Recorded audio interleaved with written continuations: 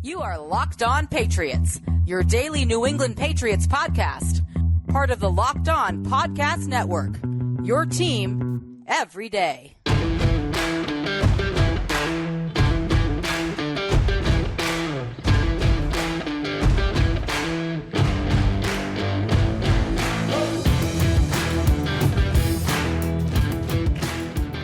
Welcome to all you Locked On Patriots, Locked On Saints fans. Today is Crossover Thursday on the Locked On Network, and we are happy to bring you today's crossover between Locked On Patriots, Locked On Saints, crossing the streams, dogs and cats living together, mass hysteria. We all love it. I am host Mike Debate of the Locked On Patriots podcast, and joining me is my good friend, my colleague, my fearless leader here on the Locked On Podcast Network, Ross Jackson, host of Locked On Saints. Don't forget, folks, today's crossover episode is brought to you by PrizePicks, the easiest and most exciting way to play daily fantasy sports. Go to prizepicks.com/LockedOnNFL and use the code, all lowercase, LockedOnNFL for a first deposit match up to $100. And Ross, it is always my honor, always my privilege to join you on these crossover episodes. I feel like it's been too long since these two teams locked horns. Yeah, it's been a minute. It's been a couple of years since we've gotten to get this one in. So I'm excited. I'm excited to be heading to Foxborough. I will see you there. It's going to be a ton of fun. There's a lot of good stuff happening. A lot of good stuff. There is a lot of good stuff happening, but there is a lot of bad stuff happening on the field. Yeah, none of the good stuff's on the football field. More so, I think, on this end than on yours. The Saints come into this matchup 2-2. The New England Patriots come into this matchup 1-3, but nonetheless, an exciting Week 5 matchup on tap at Gillette Stadium, kickoff 1 p.m. Eastern. And Ross, you and I both know that there are a lot of big stories going on, both in New Orleans and in New England. Why don't you start us off by telling us what the big story of the week is down in New Orleans when it comes to these Saints? Yeah, well, Mike, stop me if you're hearing this one up in New England as well. But it's all about, can the offense find a way to get rolling like that? That's really what it is here in New Orleans. There was a highly anticipated offensive attack with Michael Thomas returning and Juwan Johnson, the tight end, re-signing. They added in Jimmy Graham. You have this stud star player, and I've always said, like, you can see when someone's a star, right? And Chris Olave is 100% that guy. They add in Derek Carr, you get Alvin Kamara back, and this team is averaging 15.5 points per game. Awesome. It's not going great, and that is there's a lot of different reasons for that. Play calling is probably the thing that's under the biggest microscope, or the smallest microscope, biggest microscope, whatever. But there's also people that are asking questions about Derek Carr. There's people asking questions about the effort from the players, which is way overblown, by the way. And then, just how are can this team be effective? And so I think that they're hoping to prove to everyone this week that they can be effective. That's easily the biggest story here in New Orleans. Yeah, absolutely. And thank you so much for bringing us that information. I know Locked On Patriots fans are glad to hear that offensive woes are happening elsewhere in the NFL. And I think Saints fans are going to be happy to hear what you have to say next. Yeah, because I feel like, Ross, when I have to answer this question, I need to ask you, how much time do you have? Because there's a lot of big stories in New England. We'll start with the obvious one, and that is Mac Jones, and whether or not he can bounce back from what was a putrid performance on Sunday without any question. Responsible for 3 calamitous turnovers, and one of which actually really sparked everything, which was a failure to convert a 4th down quarterback sneak, which we've seen New England do so often. This offense is designed to facilitate the quarterback sneak. We had one of the best in the business do it for 20 years up here in New England, and when that doesn't work, it can cause a chain reaction, and it seemed to on Sunday, because after that, Max started to look careless with the football. He started to become confused, and these are 2 traits that unilaterally always lead to disastrous results, and that led to points off turnovers. The Cowboys capitalized on that, and New England found themselves in a 25-point hole, a 35-point hole, and you're not going to win football games by doing that. So you have to get back to the basics of football, allow Mac to be able to run the type of offense that he needs to run. We heard Bill Belichick talk about it this week, Bill O'Brien talk about it this week. Use the run, facilitate play action, get Mac in his comfort zone, and that will lead to big things on the field, hopefully, for the New England Patriots. And there's a flip side to that coin as well, unfortunately, and that is New England is suffering the loss of 2 of their best defensive players, Matthew Judon, out for the year, or at least we think he's going to be out for the year with a torn bicep muscle. That's going to be a tough road to recovery. He had surgery on Wednesday. In good spirits, he says he'll be back. The question is, when will he be back? And the picture is a little clearer on the end of rookie cornerback Christian Gonzalez, who has suffered a torn labrum in his shoulder. He is out for the year. And you saw it. The New England Patriots traded for J.C. Jackson, talked about it here on Locked On Patriots yesterday. This move is designed to help, but it's not designed to solve the problem. New England's defense took a big hit, and that's a big hit for a team that is predicated on a dominant defense. Yeah, I mean, that Christian Gonzalez loss is huge. I mean, that guy was probably the front runner for defensive rookie of the year so far. Is that fair to say, Mike? Like, I mean, he was balling out of control, and he was maybe the one thing, well, not the one thing, but he was one of those things that you looked at along with Matthew Judon as you go through and say, okay, what does this New England Patriots defense have that will give the New Orleans Saints offense problems? All the way from looking at this preseason. Those are two guys whose names you circle, right? And absolutely. And now look, JC Jackson's no slump. I mean, he's a phenomenal fit for that defense. 22 picks in 3 seasons or whatever it was during his time there. I mean, he's remarkable too, but he's a little bit older and all that. And so it'll be interesting to see how the Saints do that, because remember, they're trying to bolster their offense. They're trying to show, hey, no, don't worry, we can be an offensive team. They can score points. That's what they're trying to prove to people. How do those 2 losses end up factoring into the Saints' mission in what is their biggest story? Yeah, without any question. And I think in terms of what the Saints are bringing to the table, they want to use that defense that has been keeping them in games to try to confuse Mac, but at the same time, using their offense against this Patriots defense, which is reeling right now, not just with the loss of Christian Gonzalez, but Matthew Judon, who does so much in that defense, not just as a pass rusher. He's the catalyst. He's the spark that gets everything going, but he's also a facilitator in the run game. He'll take bodies away from guys like Christian Barmore, Devon Godchow, allowing them to be able to factor into run protection and actually getting after the passer. So much of what New England does defensively was predicated on these 2 gentlemen. It's going to be very difficult to replicate that. And I know the Saints are looking at this saying there are ways in which now we can manipulate this defense, whereas just last week probably wouldn't have been there. Yeah, absolutely. And I mean, you can't say it enough, right? Like, this New Orleans Saints team's looking for a rebound, and maybe it's there, but if they're going to want to be able to win on offense, they're going to have to be able to win on defense too. And maybe that's where these big matchups come into play, right? I mean, there's some big ones that end up, having a big time influence and impact on the Saints' ability to be comfortable, the Patriots' ability to be comfortable, all of that. So it's going to be, I think, a more fun game than people expect. Like, if you're tuning into this one at 1 p.m. Eastern time, noon Central, or you're listening to it on Sirius XM when you search Patriots or Saints, like, this game probably has the ability to have a few more fireworks for both of these teams than maybe what you've seen so far this year as they try to get right. You know what I mean? Absolutely. And you mentioned get right, especially for the New Orleans Saints. Incorporating Alvin Kamara back into this offense is going to be a big key for Derek Carr, being able to take a little pressure off there. Now he can use the run to facilitate what he does well, and that's hit his targets. Michael Thomas, you mentioned Chris Olave. There's a lot of weapons on this New Orleans Saints team that could come alive now. So New England has their work cut out for them, folks. But we'd like to think that New Orleans has its work cut out for it against a Bill Belichick coach defense and a Bill O'Brien offense as well. This one always comes down, these games always come down to matchups on the field as opposed to big storylines coming into the game. And in just a moment, Ross and I are going to discuss those matchups and which are catching our sharp eye when the Patriots take on the Saints at 1 p.m. this Sunday, Week 5 at Gillette Stadium.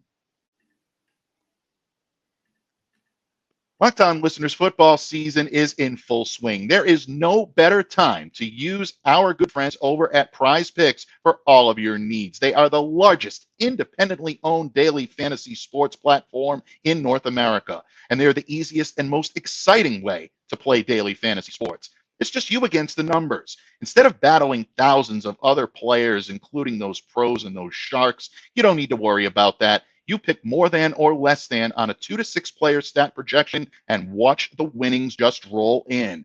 PrizePicks is the most fun I've had in winning my money this football season, and you can do it up to 25 times. You just set 2 or more players, pick more or less than their projected stats, and you place your entry. That is it. And with the PrizePicks reboot policy, your entries stay in play even if one of your players gets injured. For NFL games and college football top 25 matchups, if you have a player who exits the game in the first half and does not return in the second, that player is rebooted. PrizePicks is the only daily fantasy sports platform with injury insurance. And if you're a Patriots fan and you're a Saints fan, you know all about the need for injury insurance. Definitely comes in handy. Absolutely. So don't delay. Do it today. Go to prizepicks.com/LockedOnNFL and use the promo code LockedOnNFL for a first deposit match up to $100. That's a first deposit match up to $100 by going to prizepicks.com/LockedOnNFL and using the code LockedOnNFL. PrizePicks, daily fantasy sports made easy. Patriots fans and Saints fans, thank you so much for joining us here today on Locked On Crossover Thursday. We're already having a blast crossing the streams between Locked On Patriots and Locked On Saints with my good friend, colleague, and fearless leader, Ross Jackson, host of the Locked On Saints podcast. I'm Mike Debate, host of Locked On Patriots. And Ross, in the previous segment, we kind of brought our respective fan bases up to speed on the big stories coming out of New Orleans, coming out of New England. But you and I both know that these games come down to the matchups on the field. Yep. As the visiting team, Saints coming in here 2-2. When you watch this game on Sunday, what's the matchup that's going to have your sharp eye as the Pats take on the Saints in New England? Yeah, the biggest thing for me, and look, it doesn't take much of a sharp eye to figure this one out, right? But I think for me, the biggest thing is going to be how the Saints limit the run game of Ramondre Stevenson, as well as, of course, Ezekiel Elliott. I think that the one game that New England did win this or so far this season, 157 combined rushing yards there. And I think it was 80 from Elliott, and it was 57 or so from Ramondre, who I think the world of, by the way. I think he is one of the best young running backs in the NFL. And so I look at the New Orleans Saints defensive front, which hasn't been super stout against the run, but also hasn't been super, soft against it either.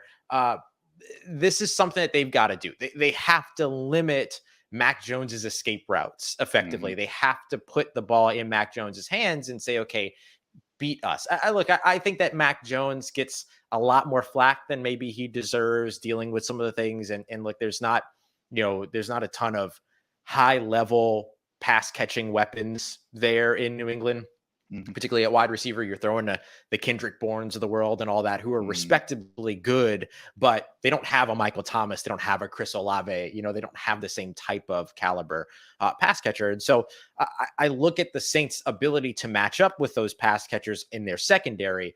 Marshawn Lattimore, Paulson Adebo, Tyrann Mathieu, Marcus May's not back yet, but rookie Jordan Howden, all of that. I have a lot of confidence in this team to be able to match up in the passing game. So limiting that run game, forcing them to go to the air, that helps a ton.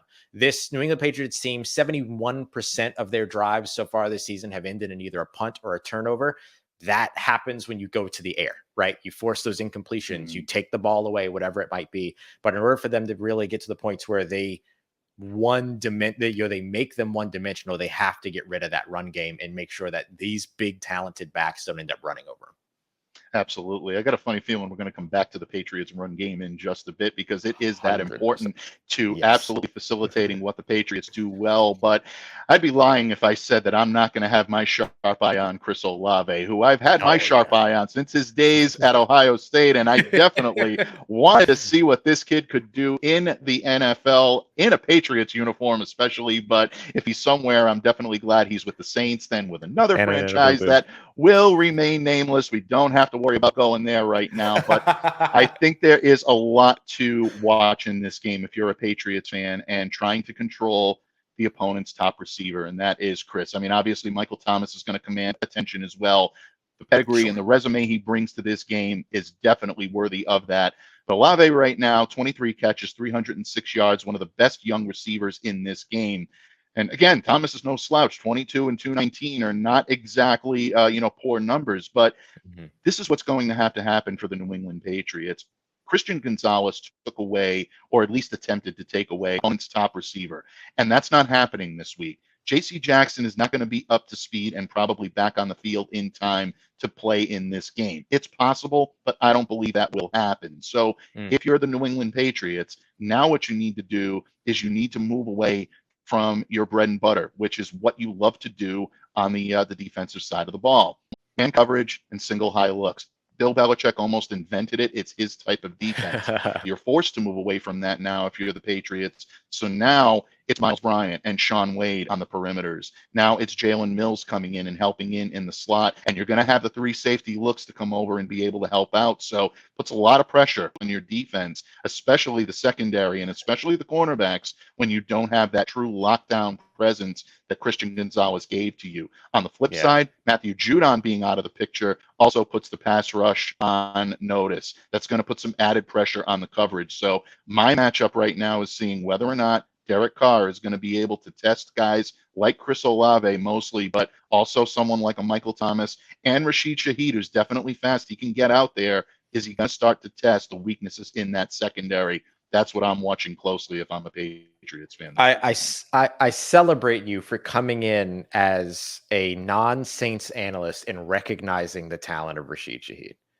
I credit you to that big time, because he is probably still the loudest secret weapon that they have. Now that everybody knows what Taysom can do, he's kind of that guy.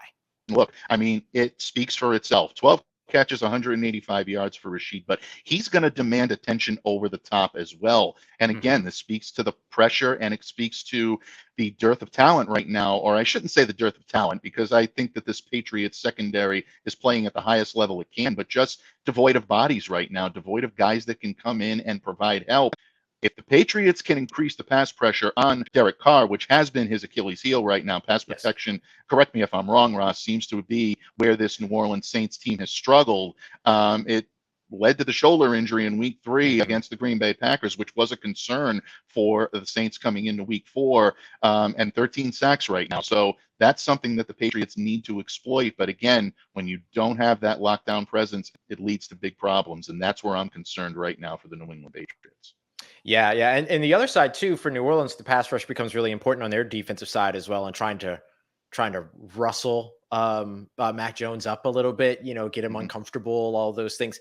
But the Saints pass rush has struggled really over the last 6 quarters or so. They're not a quick win pass rush. They're not one of those pass rushes that, get sacks within 2.5 seconds or forces you to get the ball out of your hands in 2.5 seconds. They are we can wear you down, outlast your offensive line kind of a pass rush that gets to the quarterback 3-4 seconds into the clock after the snap, all of that. So that's why coverage becomes so important, because the coverage has to hold in order for that pass rush to get home. So I'm glad that you brought up pass rush on the New England side, because and how that's impacted a little bit by Matthew Judon's absence, because New Orleans has kind of a bit of a different way of rushing the passer than, say, your Philadelphia Eagles team or your Green Bay Packers team right now, all of that want to win right away. That's not necessarily the Saints game. So they have to get deeper into that snap clock, if you will. So that's going to be a fun piece to watch for both sides, of this matchup.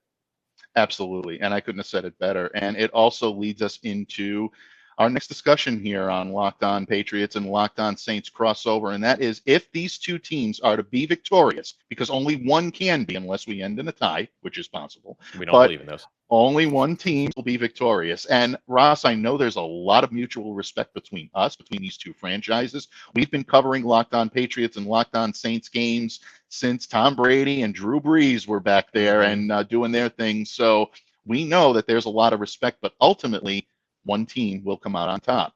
What does that team need to do to be victorious? Ross Jackson and I are going to tell you exactly what these teams need to do and how they're going to do it when this episode of Locked On Patriots and Locked On Saints continues right here on the Locked On Podcast Network, your team every day. And today's episode of Locked On Saints and Locked On Patriots, this crossover edition, brought to you by our friends at FanDuel. FanDuel, the number one sports book in all of America, and our official sports betting partners here on the Locked On Podcast Network. They are the one place that you should be going to get in on the action. You're already excited about this matchup, New Orleans Saints, New England Patriots. They're your favorite teams. You're already ready to go. But now you get a little sweat in the game, have a little bit of fun, enjoy the action as well. And I'm going to help you do that. We're going to help you do that really easily. If you're a new customer, you can head over to FanDuel right now. And if you put down just $5. Right now, the New Orleans Saints are favored on the road -1. It's a very close matchup, but there's also player props and over-unders and other sports you can get into as well. You put down your first $5 bet with FanDuel, they're going to give you $200 in bonus bets, guaranteed. The $200 in bonus bets, win or lose, does not matter. So if you've been waiting to get in on the game, now is absolutely the time to join FanDuel, because there's no better time to get in on the action. So visit FanDuel.com/locked-on today to kick off the NFL season. FanDuel, official partner of the NFL. Today's episode is also sponsored by BetterHelp. BetterHelp Therapy Online. Look, BetterHelp is something that I've turned to a lot in my time, particularly throughout the 2020, 2021, that whole series and everything like that. And I kept all of that going, and I could not be more grateful. As Mike mentioned, he and I have been covering these teams since the Tom Brady and the Drew Brees days, which means we've been doing this for a while and we're staying busy. So sitting in traffic, going into a waiting room, figuring out appointments, doing all that stuff is tough. I want to be able to do it on my time, in the comfort of my own home, and my Dunder Mifflin sweatpants if I want to. And to be able to do that, BetterHelp has given me the opportunity, because you can do everything entirely online, and it's far more affordable than traditional therapy as well. You can do video conferences, phone calls, even text chats if you don't want to show your face or speak. They make it so accessible for you. So if you've been wanting to check it out, now is absolutely the time. Make your brain your friend with BetterHelp. Visit BetterHelp.com/locked-on to get 10% off of your first month. That's BetterHelp, HELP.com/locked-on. Locked On listeners, football season is here, and Locked On is kicking up our coverage with Locked On NFL Kickoff Live. Every Friday, Locked On will go live at 2 p.m. Eastern on every Locked On NFL YouTube channel. Hosts Tanitra Batiste, Jarvis Davis, and Kyle Krebs will break down every game on the NFL slate to get you ready for your team's matchup, your fantasy lineups, your betting angles, and much more. So find Locked On NFL Kickoff Live every Friday at 2 p.m. Eastern on any Locked On NFL YouTube channel. And folks, once again, it has been a blast crossing the streams with my good friend Ross Jackson, host of Locked On Saints. Folks, these two teams go back a long way. Ross and I go back a long way. We've argued Brady versus Breeze. We've argued Chowder versus Jambalaya. We've done it all when it comes to, there's the French Quarter better than the Cape. It's all different. We've got so much that we can do here on Locked On Patriots and Locked On Saints. But ultimately, it is decision time, Ross. We have to make a choice. We have to determine which of these teams is going to win this weekend. I know which way I'm going to lean. I think I know which way you're going to lean, but we're going to tell you how they're going to get there. As the visitors, I extend the hospitality to you. First, my friend, you're the New Orleans Saints. How do you win this game? And would you like to offer a score prediction for all of our listeners out there in Locked On Universe? Absolutely will. I'll start with the score prediction to get out of the way. I'm taking the Saints to rebound in this game to get back in the win column. This is a game that I picked them to win at the schedule release, preseason, all of that. I'm going to stick with it. I know that the offense has struggled. I'm going to let them prove to me that they can fix it. 16-10. And the reason why I say 10 for New England is not because I think that the New England offense is so bad that it will only score 10 points. I'm not going that route. But to answer your first question, what do the New Orleans Saints need to do to win this game? It's hold the New England Patriots to 10 points. So I can't come in here and pick them to win, say that the key for them to win is to hold New England down to 10 points, and then predict them to score more than 10 points. Here's the reason why I say that. This New Orleans Saints team is trying to figure itself out. I think to the point potentially to where they're still trying to figure out who they are, Mike. And that's a big issue 4 games into the season. We saw that all throughout last year as well, kind of the identity crisis of this team. But this team has its identity. They just have to define it. You've got a good quarterback. You have an outstanding running back. You have a fantastic collection of pass catchers. You have a solid offensive line that's getting better week in and week out. You have a lot of these pieces in place, which means the identity's in there somewhere. To go back to your chowder and jambalaya analogy, they've got all the ingredients to the gumbo. They just need to let the roux cook a little bit longer.